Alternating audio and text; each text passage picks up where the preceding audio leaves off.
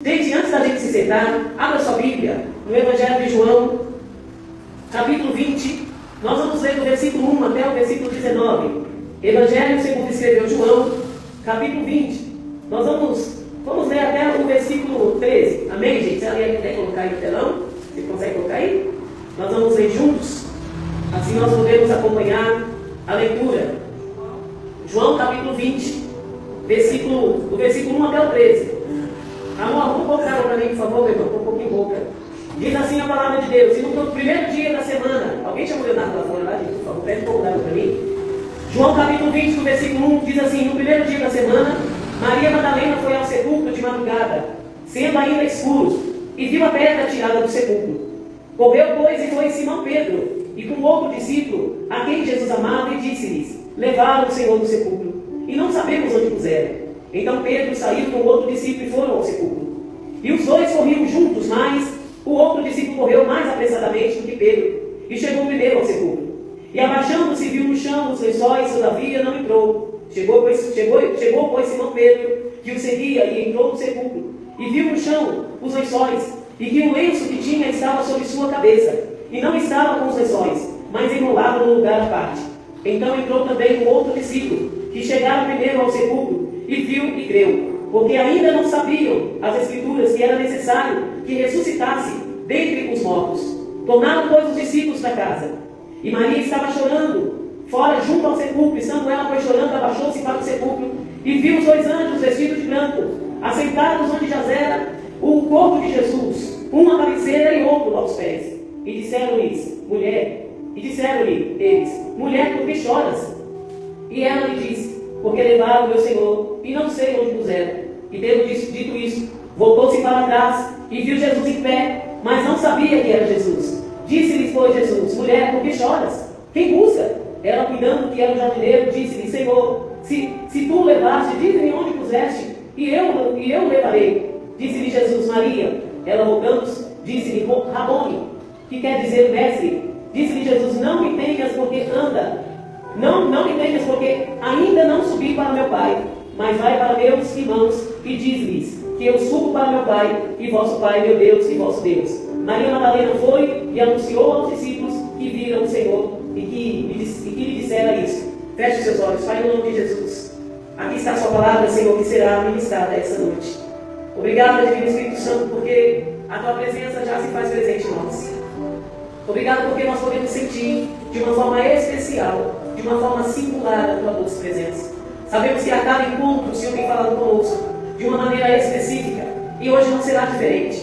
Então, Espírito Santo, eu te peço, usa minha vida com graça, com sabedoria. Usa minha vida não conforme eu gostaria, mas conforme o Senhor deseja. Que seja o Senhor e não eu. Fale aquilo que nós precisamos ouvir, Pai. Abra as nossas mentes, os nossos corações. Fale conosco agora em nome de Jesus. Amém. Será que você pode se assentar nessa aplaudimento ao Senhor?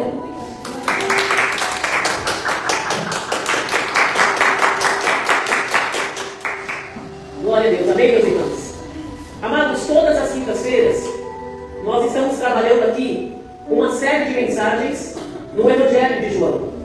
Desde o mês de março, Maiara, nós estamos trabalhando o Evangelho de João. E eu me sinto assim muito feliz, eu estou muito feliz, porque a gente tem visto que tem alguns aqui que nunca faltou nenhuma quinta-feira, que tem aproveitado esse rico e maravilhoso Evangelho. Para vocês que estão nos visitando, aqui nós somos uma igreja bíblica, gente. Nós buscamos conhecer a Deus através da palavra. A Bíblia diz que nós devemos prosseguir em conhecer o Senhor. E só é possível conhecer a Deus a partir das Escrituras.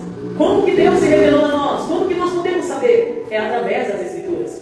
Por isso que uma igreja bíblica, que se diz bíblica, não pode deixar de proferir essa palavra, que é o norte, é uma bússola para a nossa vida, é uma direção, é o caminho de Deus para nós.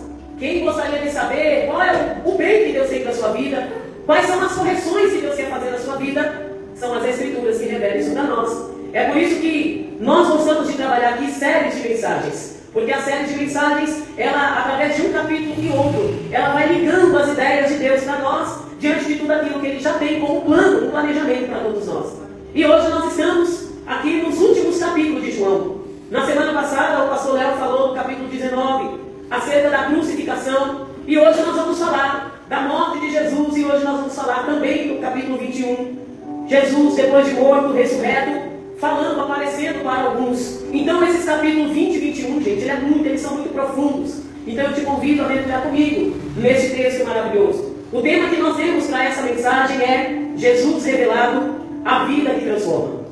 Quantos têm sido transformados por Deus aqui? A cada encontro, a cada tempo que a gente está aqui aprendendo. Eu estou, gente, cada vez que, pelo menos comigo, eu estou preparando a mensagem, o Espírito Santo fala comigo de uma maneira que eu falo, Jesus, como eu preciso conhecê-lo cada vez mais.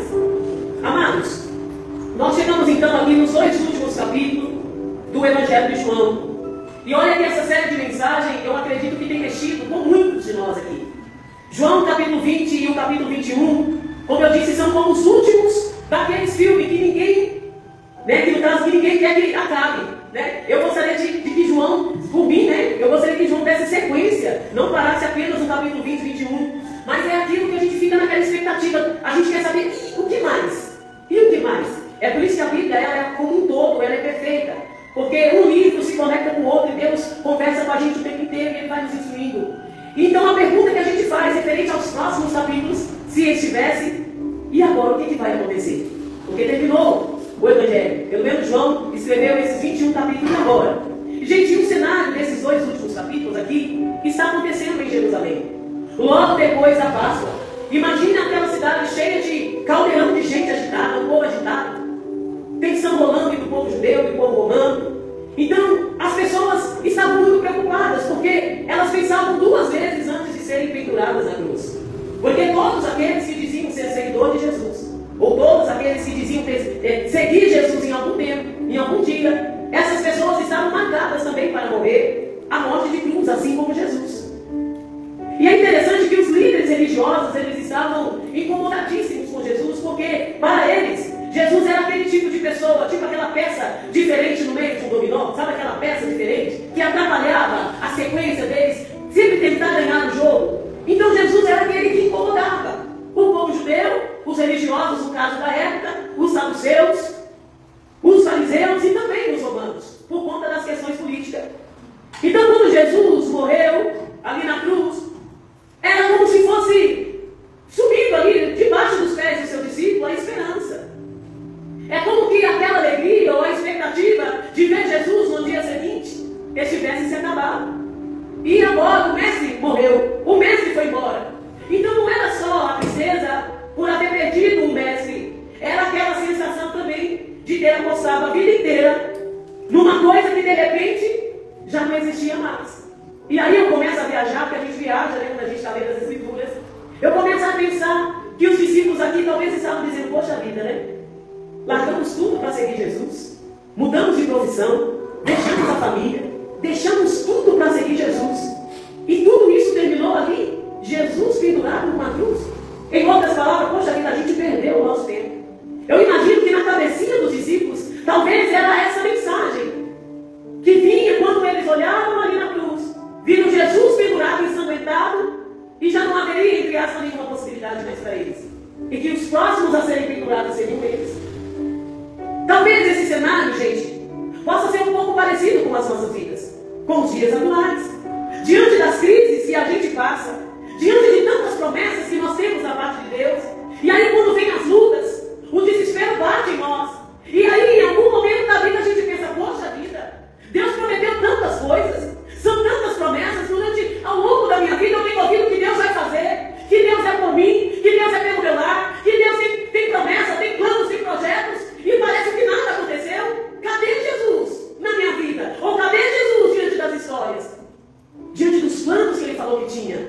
É um cenário muito parecido, porque a gente age igual aos discípulos que seguiam Jesus. E para piorar, gente, naquele tempo, morrer na cruz era o pior tipo de morte que poderia acontecer na vida de um indivíduo. Era como que aquela pessoa estava sendo cancelada publicamente. Sabe a ideia de ser cancelado lá nas redes sociais? Era mais ou menos isso. Uma pessoa que era morta na cruz, ela perdia o prestígio, ela perdia alguns privilégios, era a vergonha máxima, quase um carimbo de fracasso eterno. Então vocês imaginam o sentimento dos discípulos ao ver o seu mestre ali agora, pendurado na cruz, morto. E durante todo o tempo que Jesus esteve, os 3 anos que Ele pregou e ensinou, quando Ele chamava os discípulos, venham, e os discípulos começaram a segui-lo, e agora, para muitos dos discípulos, acabou-se a esperança. E tornou-se uma marca para eles de vergonha. Porque as pessoas olhavam para os discípulos e diziam: mas espera aí, você é parecido com ele. Olha, eu te conheci porque você andava com ele. Olha, você tem até um jeito parecido com ele. Ou seja, os discípulos também já estavam marcados para a morte. Porque se eles confessassem que verdadeiramente eles eram discípulos de Cristo, a cruz também estava para eles. Então eu imagino o sentimento daqueles discípulos. Eles viviam com medo, acuados, o mundo inteiro olhando para eles tipo torto, e ao mesmo tempo eles sendo perseguidos por onde eles passavam, como que agora também a morte de cruz espera por vocês. Aí são daqueles, sabe, como Pedro, que quando Jesus foi crucificado na cruz, e alguém encontrou com Pedro, e por alguns minutos olharam e falaram: mas você, eu já te vi com ele. Olha, você até estava um pouco parecido com ele. E a Bíblia diz que Pedro por 3 vezes nega Jesus. Porque Pedro ele estava com medo, gente. Pedro ele estava acuado. Pedro ele estava se sentindo como que embargado diante de uma situação. E olha que os discípulos estavam ouvindo o tempo inteiro de Jesus. Que Jesus ficaria por um tempo, mas depois ele teria que sofrer a morte de cruz para cumprir o plano do Pai. Mas uma coisa é a gente ouvir das promessas de Deus, Nayara. Outra coisa é quando a gente passa pela circunstância que nos causa medo, insegurança, e agora, Jesus? Parece que dá um apagão na nossa mente, não é assim? Parece que a gente esquece de tudo aquilo que Jesus falou. E Pedro, na primeira oportunidade, Pedro negou Jesus. E quantas vezes nós também negamos Jesus? Diante das adversidades da vida, diante das perseguições, diante do medo, diante da insegurança. A gente olha para o cenário das nossas vidas atuais e a gente fala: Senhor, não existe nenhuma possibilidade. Eu vou morrer nisso. Eu vou morrer nessa crise. O barco está vindo a pique, Senhor, e agora? Lembra da passagem? Jesus despediu-se dos discípulos e disseram: vão para o outro lado. Daqui a pouco eu me encontro com vocês. Havia uma palavra, sim ou não? Havia uma palavra: vão que eu vou me encontrar com vocês. Ou seja, Jesus sendo ele onisciente, ele sabia que os discípulos passariam por aquela circunstância. Mas aquele que falou: passe para o outro lado, assegurou aos seus discípulos que eles chegariam ileso. Porém, diante da crise, diante da tempestade, o medo veio. O medo abalou os discípulos. Eles começaram a gritar: socorre o Senhor, porque estamos perecendo. E de repente Jesus vem caminhando sobre as águas, e Pedro, como sempre ousado, olhou de longe e pensou que era fantasma. Aí Jesus diz: olha, não temas, sou eu. Aí o Pedrão: tá bom, se é o Senhor, permita que eu vá até o Senhor. Aí Jesus, já conhecendo o sanguíneo, fala: tá bom, Pedro, venha, pode vir. Por alguns minutos Pedro se esqueceu da crise e começou a andar no sobrenatural. Começou a experienciar coisas novas e diferentes, mas foi em meio a uma crise que Jesus apareceu e diga: não tema, sou eu, venha. Aleluia. E sabe o que Deus está nos ensinando hoje? Que Ele sempre vai se revelar em meio a circunstâncias que você não está preparado. Porque Deus quer que você amadureça. Deus quer que nós cresçamos nele. Deus quer que nós vivamos novas experiências para sair das mesmices, gente. É por isso que as crises vêm. É por isso que as perseguições vêm. Porque é dessa forma que a gente abre o coração para conhecer o Deus de verdade. Pedro começou a andar. Pedro começou a experimentar em meio à crise um milagre. Mas diante da circunstância, Pedro se lembrou: opa, peraí, eu estou em alto mar. Eu estou num barco, de repente eu estou caminhando. Peraí, isso não é caminho não. Quantas vezes Deus nos leva para lugares e circunstâncias, nos permitindo viver coisas novas, mas a gente recua por medo, por insegurança. Porque falta fé muitas vezes. Porque a gente se esquece das promessas. E a gente, em vez de progredir, a gente regride. Deus está falando conosco aqui essa noite. Até quando a gente vai recuar diante do propósito maior de Deus em nós? Até quando? E quando começaram a dizer: olha, é você, Pedrão, eu te vi com ele, você fala como ele, eu já olha, até o seu jeito de andar. Pedro diz: olha, eu nunca vi esse homem, eu nunca vi, eu nem conheço ele. E por 3 vezes Pedro nega Jesus: eu nunca vi esse homem. E olha que Pedro era assim, bem boca aberta, gente. Pedro era com boca aberta igual nós. Quando vem a crise, a primeira coisa que a gente faz é negar Jesus de alguma forma. A gente nega as promessas dele, a gente renega os planos dele em nós. A gente só olha a circunstância. Sabe o cavalo cabeça que tem ali? A gente só consegue ver as mesmas coisas. A gente não consegue ampliar a nossa mente e ver novas possibilidades. Porque a gente está tão ali, ó, que a gente não consegue ver mais além. E ali agora chega o capítulo 20. O 3º dia depois da morte de Jesus. Eles encontraram aqui, conforme Aparentemente, parecia que ia ficar bem, sim ou não? Mas aí o povo ficou assustadíssimo, gente. Ninguém entendeu nada. E foi quando Jesus precisou começar a aparecer. Para aqueles que estavam com medo, para aqueles que a fé era pequena, como de Tomé, para aqueles que estavam se sentindo acuados, Jesus começou a aparecer. E muitas vezes é isso que Jesus precisa fazer. Diante da circunstância, ele tem que tomar uma providência. Porque senão a gente morre. Porque senão a gente morre, a gente entra no desespero. E tal a ansiedade está matando um monte de gente aí. A ansiedade, o medo do futuro nem chegou. E a gente já está acelerado, preocupados. Aí Jesus precisa aparecer de alguma forma para nos acalmar, para nos tranquilizar e para colocar a gente no lugar que Ele quer que nós desejamos. E aqui a Bíblia diz que Jesus então primeiro apareceu para quem, gente? Para Maria Madalena. A primeira pessoa para quem Jesus apareceu foi para Maria Madalena. E ninguém, gente, entendeu nada. Por que Jesus apareceria para ela? Depois Jesus apareceu para os discípulos que estavam ali trancados. De acordo com o Joséfo, que é um escritor judeu, ele disse que os discípulos não saíam de casa. Os discípulos ficavam trancados em suas casas de noite com medo de serem mortos por serem discípulos de Jesus.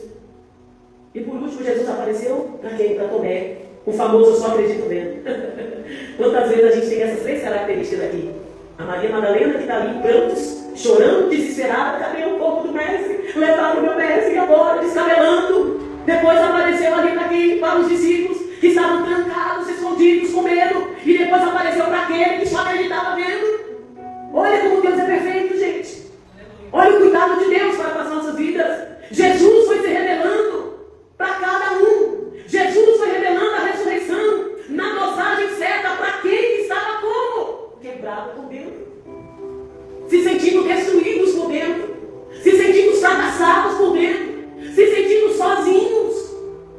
Jesus se revelou, ressurreto, para aquelas pessoas que estavam em frangalhos. Talvez é assim que você chegou aqui essa noite, em frangalhos, desesperado, angustiado de maneira que você não consegue nem adorar. Eu não sei como você entrou aqui essa noite, mas a palavra de Deus está revelando aqui para nós essa noite. Seja como foi que você entrou aqui, Jesus já está aqui antes de você chegar, e Ele se revela a mim e a você. Filho, o que quer Deus te faça, diz o Senhor.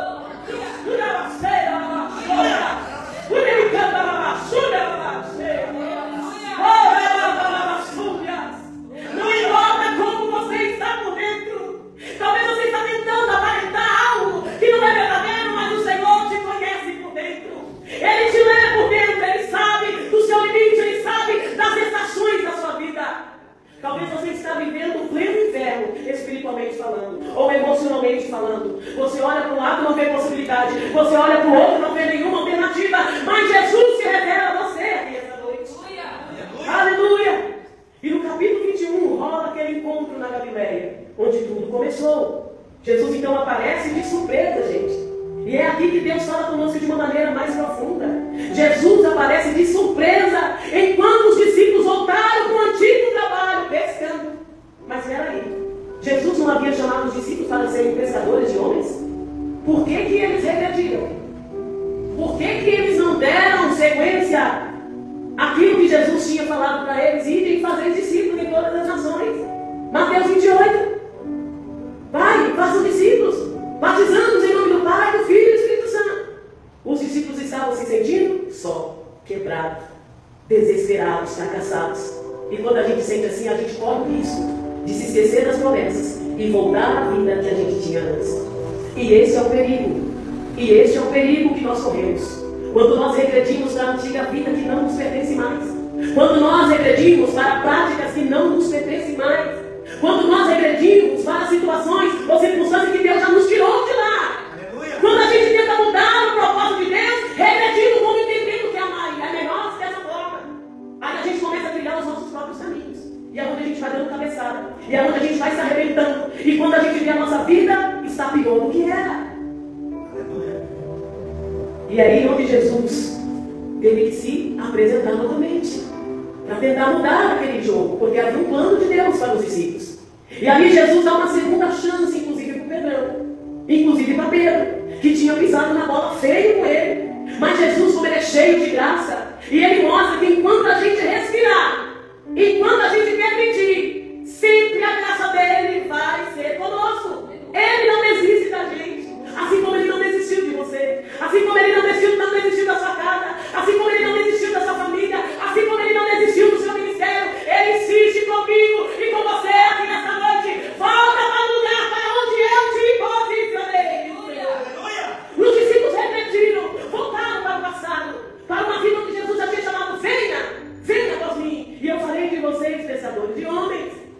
E sabe o que é incrível, gente? Essa história ela não fica presa no passado.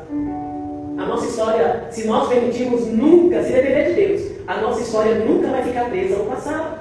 No passado de dor, no passado de bagunça, no passado de fracasso, no passado de vergonha, no passado de rejeição, no passado de abandono. Porque Deus não nos chamou para estar ali, gente, nesse lugar. Esses lugares são experiência que Deus permite eu e você vivermos para você fazer tudo e ser tudo para a glória de Deus, no presente e no futuro.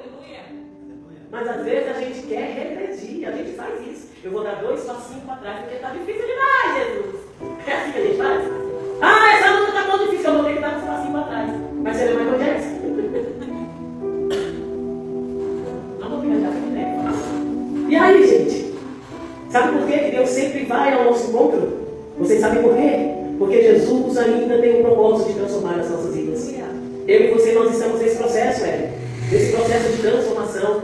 Foi por isso que Jesus teve que se apresentar para os discípulos. Ele ainda chama, ele ainda cura, ele ainda restaura, ele ainda faz você recomeçar nele novamente. E aqui eu aprendo algumas coisas. Do capítulo 20, do versículo 11 ao 18, Jesus disse que aparece para quem primeiro? Para Maria Madalena. Maria Madalena estava lá chorando no túmulo, se sentindo abandonada. Ai, Jesus, o Senhor me deixou. Como Marta, né? Ai, Jesus, se o Senhor estivesse aqui, meu irmão não teria morrido. Sabe, o Tiririca morreu. Se sentia abandonada. Eu imagino, sabe, quando a gente entra naquela deprê, né? Tem dia que a gente quer nem levantar da cama, né? E acha que Jesus está olhando o nosso vitimismo. Aí eu vou chamar a atenção de Jesus de alguma forma. Hoje eu não vou nem levantar da cama, eu vou ficar aqui descabelado mesmo, sofrendo naquela sofrência. Se bobear, a gente põe até aquelas músicas de sofrência, né? Pra gente chorar mesmo.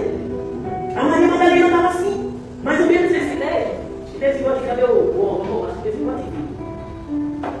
Aí Jesus aparece lá para ela, para Maria Madalena. Mulher, por que você está chorando? E às vezes a gente quer isso, né? Chamar a atenção de Jesus a ponto de falar assim, eu vou ver se Jesus me vê aqui. Ô, gente, eu conheço pessoas que vivem assim. Vivem se arrastando na vida.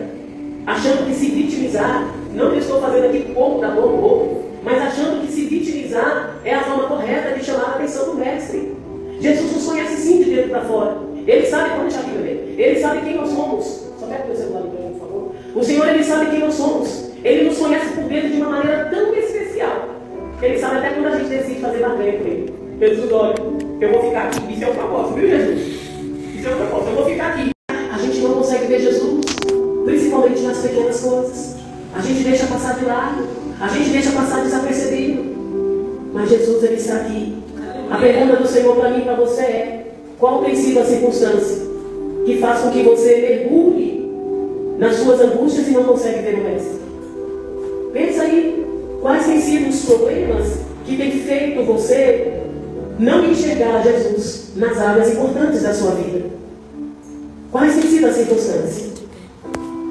O segundo cenário que nós conseguimos enxergar aqui, no capítulo 20, no versículo 19 em diante, que Jesus ele entra onde ninguém mais entra. Os discípulos eles estavam onde, gente? Trancados, cheios de medo, como quem fecha todas as janelas da casa para ninguém entrar. Ou seja, aí Jesus teve que aparecer lá para eles. Imagina se houvesse uma guerra como está acontecendo lá em Israel, aqui no Brasil, e que proibisse os crentes a irem à igreja. Será que nós teríamos coragem de sair das nossas casas e irmos à igreja diante de um bombardeio, trancados com medo? Será, gente? Eu me pergunto, será que eu teria coragem? Isso é sério. Aí Jesus, ele se apresenta para esses. Jesus, ele atravessa paredes, literalmente. Não só física, mas as paredes dos corações. Ele vai quebrando as trancas do medo, do sentimento de perda, de fracasso. Tudo isso para se revelar a nós novamente. Foi isso que Jesus fez. A pergunta do mestre para mim e para você é: qual porta do seu coração você ainda mantém fechada? Achando que até Jesus não pode mais entrar. Qual porta você não entregou a chave na mão de Jesus para Ele resolver? Quais são as emoções que você precisa tratar, que você não permitiu que Jesus entrasse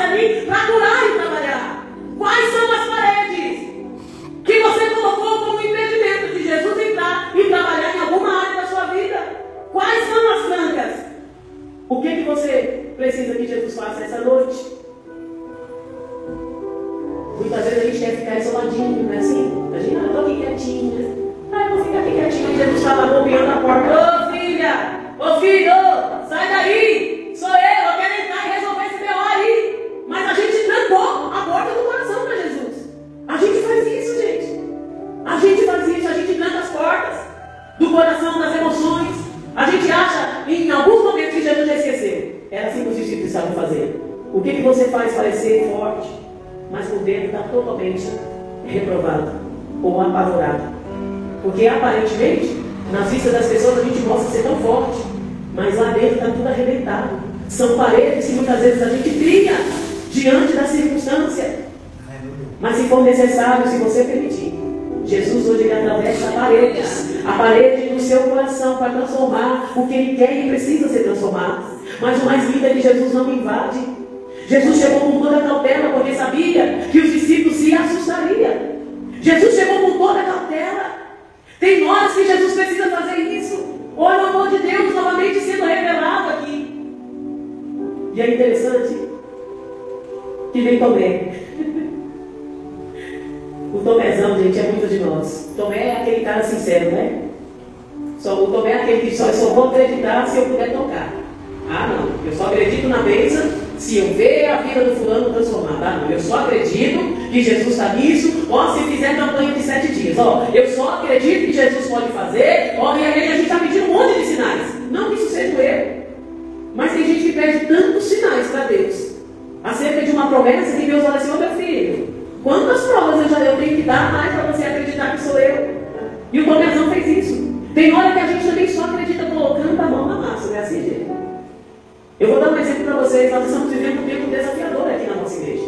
Essa igreja vai fazer dia 30, que é segunda-feira, 1 ano. Em 1 ano, nós saímos de lá e viemos para cá, pela fé, literalmente. Nós iniciamos essa igreja sem um membro, gente. Pastor Léo, eu e a Cidinha. Começamos a igreja com 3 pessoas, normal, pela fé, literalmente. Só a gente doida faz isso. Mas debaixo de uma palavra. E viemos para cá e antes de um período de 1 ano, que dentro de um planejamento financeiro, quando você não sabe os planos de Deus, é totalmente loucura. E nós temos pouquíssimos membros aqui. E alguns saíram, e glória a Deus, porque a gente que escolhe a igreja onde quer congregar e está tudo bem. Importante que sair para congregar em outro lugar. E qual que é o desafio? Sempre financeiro. Mas qual que é a maior preocupação nossa aqui? Que pessoas verdadeiramente conheçam Jesus. Porque quando nós conhecemos Jesus, nós queremos levar outras pessoas a Cristo. Então isso aqui é um desafio. E muitas vezes a gente se pega assim: meu Deus, eu preciso ver para ter. E aí quando a gente entra em desespero, como Tomé, não é assim, pastor? Aí Jesus vem e fala: calma, eu dou o controle. Porque a gente faz como Tomé. Porque a gente olha para as circunstâncias, a gente não vê nenhuma possibilidade. A gente não vê. Quem não gostaria de ver essa igreja cheia? Mas eu sempre falo aqui que o nosso propósito é ver essa igreja cheia de pessoas cheias de Deus. Porque muitas vezes está cheia de pessoas vazias, de pessoas que não querem Cristo. Se chegarem aqui falando: eu quero Jesus, eu quero conhecer de perto, essa igreja é assim para você. E glória a Deus por isso. Aí vem Tomézão. Mas sabe o que é interessante? Que Jesus não se espantou com Tomé. Jesus não se sentiu ofendido porque Tomé disse: deixa eu tocar para ver. Olha como Jesus é diferente de nós. Se fosse a gente ia julgar o Tomé. Porque eu já vi pregador pregando aqui sobre essa mensagem, arrebentando com o Tomé. Mas a gente faz isso que o Tomé faz. Ah, não, eu preciso fazer prova para ver se realmente é Deus.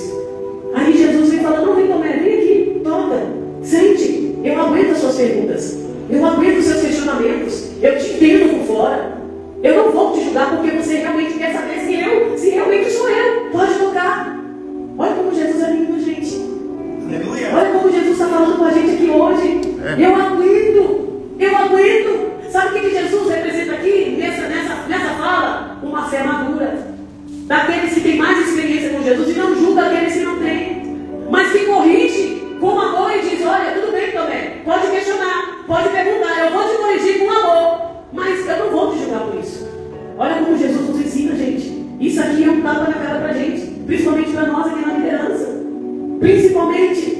Então a pergunta de Cristo para nós é: quais são as suas maiores dúvidas acerca de Deus? Acerca das promessas dele para você? Quais são as suas dúvidas sobre quem ele é na sua vida? Sobre os planos dele na sua vida? Está jogando tudo para baixo do tapete? Ou você tem coragem de levar essa situação para Jesus? Ou vai empurrando para a barriga? Como o mundo te ensina a fazer? fazer? Para mostrar o super-homem, a super-girl. Aí de repente está lá aquela mulher que aparentemente era forte, tem depressão, tomando remédio forte. Aquele homem que parece ser super está lá, tendo crise de ansiedade, porque a gente vai empurrando, jogando para debaixo do tapete. E Jesus gosta de gente questionadora. Jesus gosta de gente que pergunta assim: quem era Paulo, gente? Quem era o apóstolo Paulo? Quem era Saulo? Ninguém dava nada para a salvação daquele homem. Mas Jesus gosta de gente assim, que questiona, que pergunta. E Jesus, ele dá um sentido aqui para as rotinas, ou para a rotina dos discípulos. No capítulo 21, para a gente finalizar. Os discípulos, eles voltaram para a pescaria, para o velho patente, achando que era o fim para eles.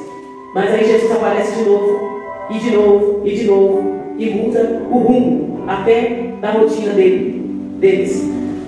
Mas sabe por que Jesus fez isso? Porque havia um plano. Havia um plano na vida de cada discípulo. E havia um propósito de Deus também na vida de Pedro. Deus tinha um propósito na vida de Pedro.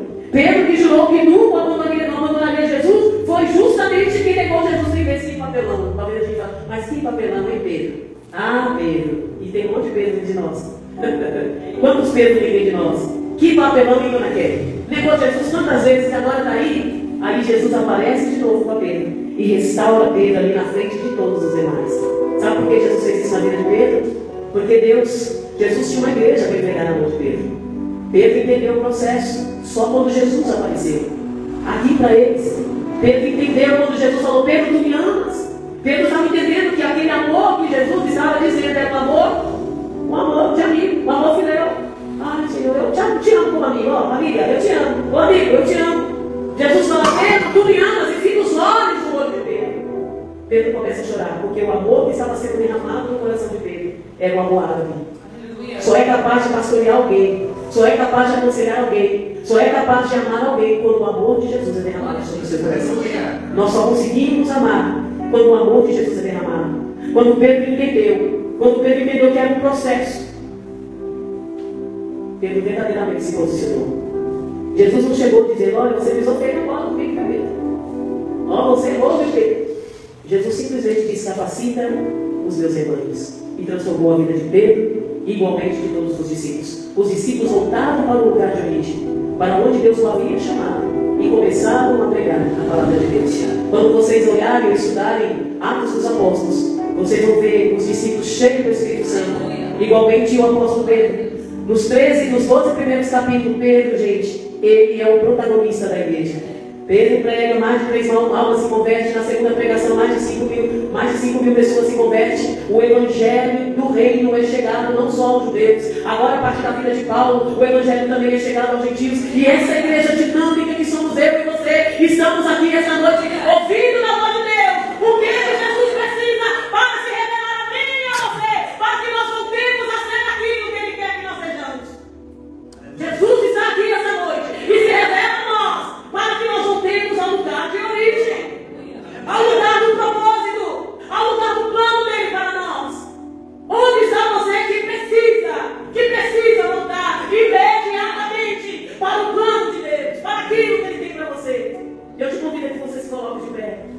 Aleluia.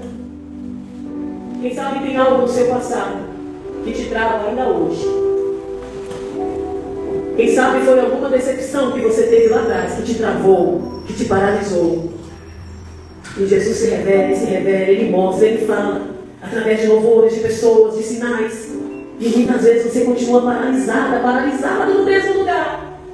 Se sentindo talvez como Maria Madalena, abandonada pelo Mestre. Se sentindo como os discípulos ali refugiados, trancados, refugiados com medo. Ou quem sabe como Tomé, medroso, não crendo. Mas Jesus está aqui esta noite. E Ele te trouxe, não sei qual seja a circunstância. Eu me revelo a você, diz o Senhor. Eu me revelo a você novamente. Para que você se posicione como homem e mulher que eu te chamei para ser. Não só na sua vida ministerial, mas em todas as áreas. Sobe aqui mais em nome de Jesus.